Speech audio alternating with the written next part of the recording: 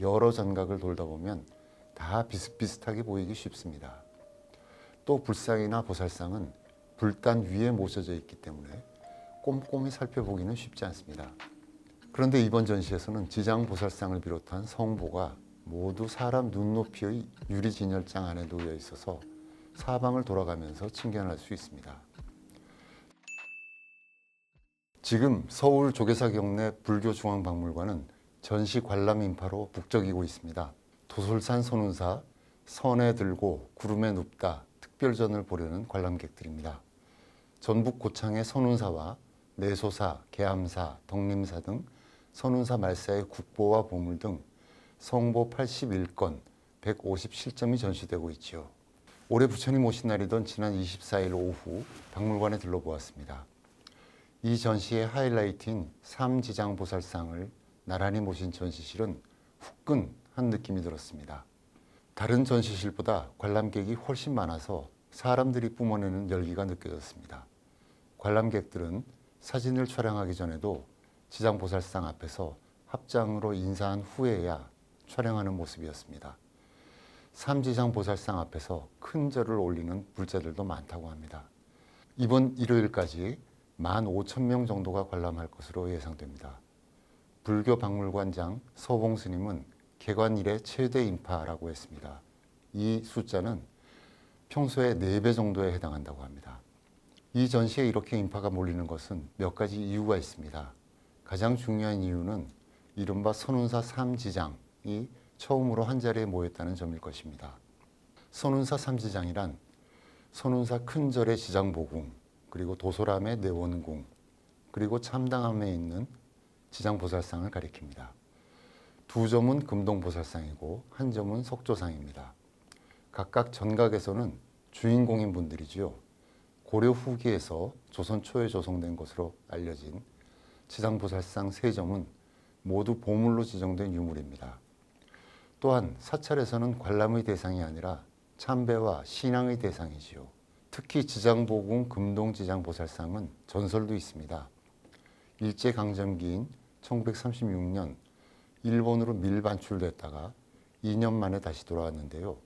소장하는 사람들마다 온갖 우환이 끊이지 않고 꿈에 지장보살이 나타나서 나를 돌려보내달라고 요구해서 결국은 자발적으로 돌려보내 왔다고 합니다. 그런 내용도 다큐멘터리로 제작돼 전시장에서 상영되고 있습니다. 또 한 가지 중요한 점은 지금이 속된 말로 부처님 오신 날 시즌이란 점입니다. 불자들은 천주교 신자나 개신교 교인처럼 매주 사찰에 가는 경우는 많지 않습니다. 1년에 한 번 부처님 오신 날에만 절에 가는 불자들도 많습니다. 그런 연중 최대 명절을 맞아 전북 고창의 선운사에 직접 가서도 각 암자를 찾아다니면서 만나야 하는 지장보살상 3점을 서울 조계사에 온 김에 바로 옆 박물관에서 한 번에 친견할 수 있는 기회이기 때문에 더욱 관람객이 몰리고 있는 것입니다. 원래 지장보살상이 모셔졌던 자리에는 각각 서울 전시중이라는 안내문이 게시되어 있습니다. 전시 기간에 지장보살을 친견하기 위해 선운사를 찾은 분들이라면 실망할 수도 있는 일이지요.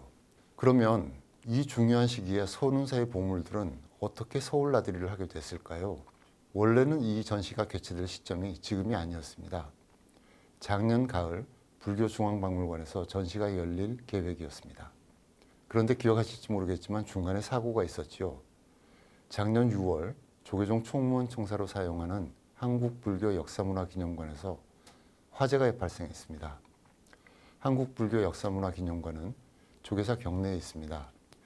20여 년 전까지는 총무원 청사만 있었는데 재건축을 하면서 총무원 청사와 국제회의장 그리고 건물 지하엔 불교중앙박물관이 입주했습니다. 화재가 난 건물은 국제회의장이었는데요. 이 건물은 조계종 중앙종회가 회의장으로 쓰고 있습니다. 건물들은 서로 분리된 것 같지만 통로를 통해서 다 이어져 있습니다. 그래서 국제회의장에서 일어난 화재의 연기와 먼지는 총무원 청사와 박물관까지 덮쳤습니다. 이 화재 때문에 총무원의 각 부서는 올해 초까지도 인근 인사동과 안국동에 여러 빌딩으로 분산돼 업무를 보아야 했습니다. 박물관도 그 기간 당연히 문을 닫았지요. 화재로 인한 그을음과 냄새 등을 다 정리한 후 건물이 다시 개관한 후 첫 전시가 이번 선운사 특별전입니다. 그 바람에 가을에 열릴 예정이었던 전시가 거의 반년가량 늦춰지면서 부처님 오신 날 시즌과 딱 겹쳐버린 것입니다. 이 경우 선운사에서 원래 약속했던 전시 기간이 변경됐으니 중요 유물은 대여할 수 없다고 해도 박물관 측으로서는 할 말이 없을 수도 있었습니다. 그러나 선운사는 예정된 유물을 모두 전시해 보냈습니다. 선운사 주지 경우 스님은 한 번 약속을 한 것인데 약속은 지켜야지요 라고 말했습니다. 불교중앙박물관장 서봉 스님은 선운사의 큰 결단 덕분이라고 고마워했습니다.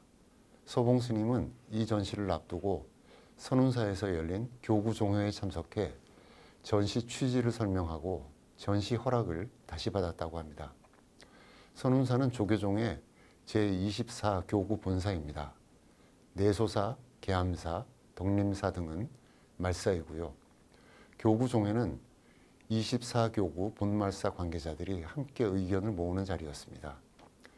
이 자리에서 선운사 주지 경우 스님은 선운사를 직접 찾지 못하는 분들에게도 우리 절의 성보를 친견할 기회를 드리는 게 좋지 않겠느냐고 설득했다고 합니다.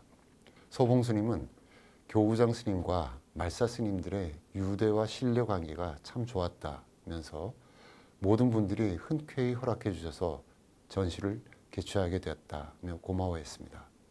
그는 또 우리 불자들의 신앙 중에 관음신앙과 지장신앙이 크게 두 축을 이루고 있는데 이번 전시는 그중 불자들이 저변에 깔린 지장신앙을 다룬다는 점에서 큰 관심을 끌고 있는 것 같다고 말했습니다. 아마도 이런 게 인연일까요? 불교중앙박물관의 재개관전으로 엄청난 관람객이 찾아 반가워하는 모습을 보면서 선운사의 결단이 이심전심으로 통한 것이 아닐까 하는 생각을 했습니다. 한편 저는 이번 전시를 보면서 이런 생각도 했습니다. 만약 삼지장 보살상을 비롯한 성보가 사찰 내에 원래 있던 자리에 있었어도 이런 관심을 받았을까 하는 생각이죠.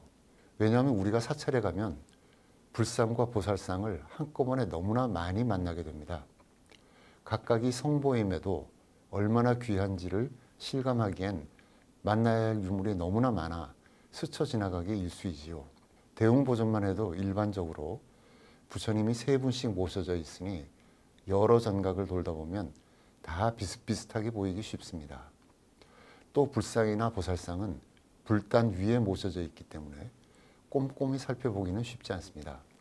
그런데 이번 전시에서는 지장보살상을 비롯한 성보가 모두 사람 눈높이의 유리진열장 안에 놓여 있어서 사방을 돌아가면서 친견할 수 있습니다. 석조지장보살 좌상은 화강암의 오톨도톨한 느낌과 머리 뒷면의 초록색 칠까지 확인할 수 있고요. 국보인 내소사 동종의 표면은 바람에 날리는 차양 문양이 얼마나 세심하게 부조로 처리됐는지도 실감할 수 있습니다. 아마도 이번 전시를 관람한 후 다음에 선운사 각 전각에서 보살상과 성보를 다시 만난다면 느낌이 새로울 것 같았습니다. 지난 4월 22일부터 시작한 이 전시는 7월 말까지 이어집니다. 관람료는 무료이고 월요일에는 휴관합니다.